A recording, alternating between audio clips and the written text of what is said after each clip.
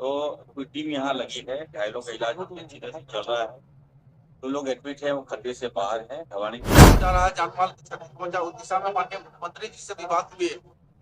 उनको छेड़छाड़ करते हैं आदमी लोग, उसको छेड़छाड़, उसके चलते भी एग्रेसिव हो गए हैं आदमी लोग।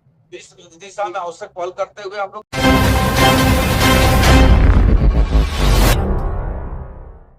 गोमिया प्रखंड में जंगली हाथियों का उत्पात लगातार जानलेवा साबित हो रहा है। ताजा मामला महुआटांड़ थाना क्षेत्र के गंगापुर गांव का है, जहां शुक्रवार देर रात हाथियों का एक झुंड अचानक बस्ती में घुस आया और एक घर पर हमला बोल दिया। जब तक परिवार के लोग संभल पाते, हाथियों ने एक ही परिवार के 2 सदस्यों को कुचलकर मार डाला। हमले में परिवार के 3 अन्य सदस्य गंभीर रूप से घायल हो गए। सभी घायलों को आनंद फानन में नजदीकी अस्पताल ले जाया गया, जहां उनकी हालत चिंताजनक बताई जा रही है। घटना की सूचना मिलते ही स्थानीय विधायक सह मंत्री योगेंद्र प्रसाद और स्वास्थ्य मंत्री इरफान अंसारी रिम्स पहुंचे और घायलों से मुलाकात की। उन्होंने परिजनों को बेहतर इलाज का भरोसा दिलाया तथा रिम्स अधीक्षक डॉक्टर हरेंद्र बिरुआ को समुचित चिकित्सा सुविधा उपलब्ध कराने का निर्देश भी दिया। इस दौरान उन्होंने क्या कुछ कहा, आइए आपको हम सुनाते हैं। से 2 लोग को मृत्यु हो गया, करीब 5 लोग घायल है, जो उसको हम लोग बेहतर इलाज के लिए रिम्स में रेफर करवाया है, उसका इलाजरत है। अभी हम लोग बेहतर स्वास्थ्य के लिए और बेहतर इलाज कैसे हो उसके लिए माननीय मंत्री स्वास्थ्य मंत्री इरफान अंसारी और मैं खुद पहुंचा हूँ यहाँ पर रिम्स में, और वो हम लोग साहब भी है, उसको बेहतर इलाज कैसे हो और जल्द से जल्द उसकी स्वास्थ्य कैसे हो, इसके लिए हमने डॉक्टरों को निर्देश भी दिया है। सुप्रिंटेंडेंट साहब भी है। हाथियों का झुंड लगातार इस गाँव में घुस रहा है और मानव को क्षति पहुंचा रहा है, जानमाल की क्षति पहुंचा, उस दिशा में माननीय मुख्यमंत्री जी से भी बात हुई है, डीसी बोकारो से भी बात हुई। उन्होंने तत्परता के साथ में इसके संज्ञान लेते हुए अभी क्वांटिटी जो इंजेक्शन मार करके उसको बेहोश करके उसको हम लोग दूसरे अन्य स्थानों में जंगलों में ले जाएंगे और टॉर्च सोलर लाइट वगैरह का समुचित व्यवस्था किया जा रहा है। और चूंकि हाथी है, जंगल में कब किधर पलायन करता है, उसकी रोकथाम के लिए हम लोग आवश्यक कदम भी उठा रहे हैं। ये पहली घटना क्या नहीं, देखिए हाथियों का प्रकोप लगातार बढ़ता चला जा रहा है, उसके कई कारण है।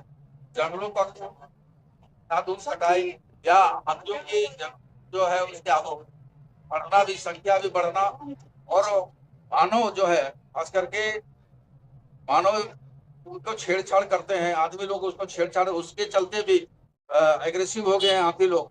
इस दिशा में आवश्यक पहल करते हुए हम लोग चाईबासा से जो ड्रैगन करके उसको इंजेक्शन दे करके जो हाथी इस तरह के ज्यादा खतरनाक और उत्पात कर रहा है उसको बेहोश करके हम लोग दूसरे जंगलों में ले जाकर खासकर मुख्यमंत्री जी ने हम लोगों को कहा कि आप दोनों जाओ और इमीडिएट देखो और क्या बेहतर कर सकते हैं।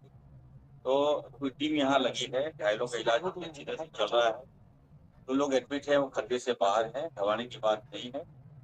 और टीम आप देख सकते हैं कि हम लगे हुए हैं, पार्टी कर रहे हैं, और मैं कह सकता हूँ कि अभी एडमिट है, वो खतरे से बाहर है।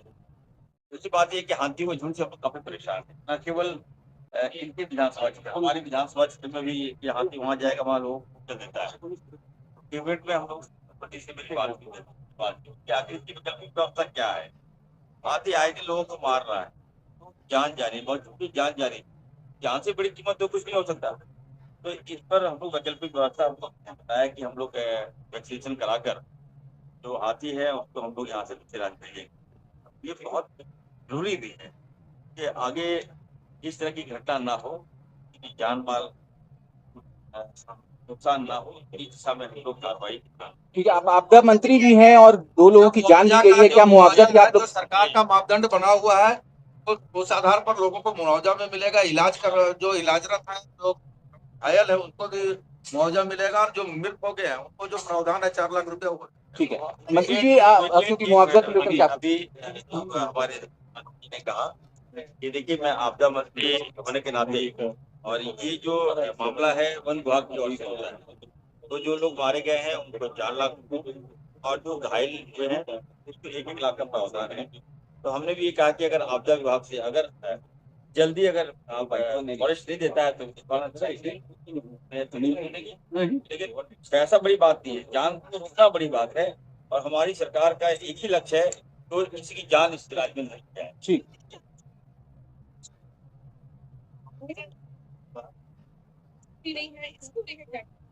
अब जब देखिए कि पेशेंट का फ्लो ज्यादा है, मैंने कहा ना, तो आप भी खुद कर सकते हैं, जब मैं मंत्री हूँ हमने कहा कि नीति बनना चाहिए इस राज्य में, तो कुछ लोग नेतागिरी कर दी।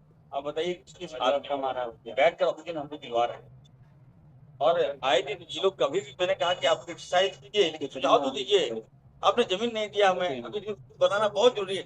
पेशेंट कितना है बताइए, सारे डॉक्टर से लगे, वो हम लोग जान बचा रहे हैं, लेकिन जगह कम है हमारा। इस समय हम आगे बढ़ रहे हैं, हमें आपका सपोर्ट चाहिए, मीडिया का भी सपोर्ट चाहिए जी।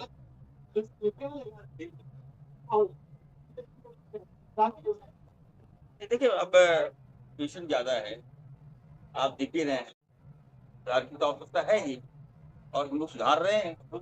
मेरी प्राथमिकता है कि लोगों की जान नहीं जाए, लोगों की जान बचाई जाए। सारे डॉक्टर हमारे सारे डॉक्टर लगे हुए हैं, सर्जन लगे हुए हैं, न्यूरो सर्जन लगे हैं, सर्जरी जो है वो सारे डॉक्टर लगे हैं, तो प्रयास कर रहे हैं। और कभी कभी हो रहा है कि कुछ दिक्कतें होती है, उसका समाधान हम निकाल रहे हैं। ठीक है। ये उनका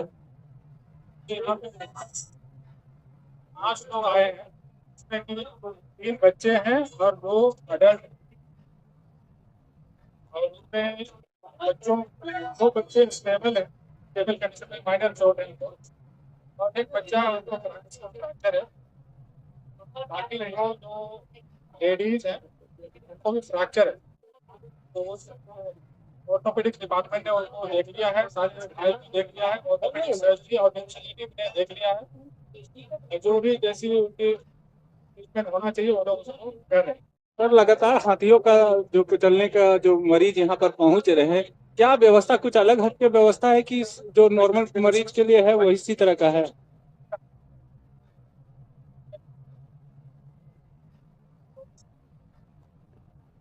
करते हैं जैसे इलाज जो करते हैं उसके इलाज हो जाए। मंत्री जी कैपेबल है ना इलाज करने के लिए, सब कुछ ठीक ठाक हो रहा है, कोई दिक्कत नहीं है? मंत्री जी ने क्या निर्देश दिया? घायल है वो समुचित इलाज के लिए उन्होंने निर्देश दिया है, और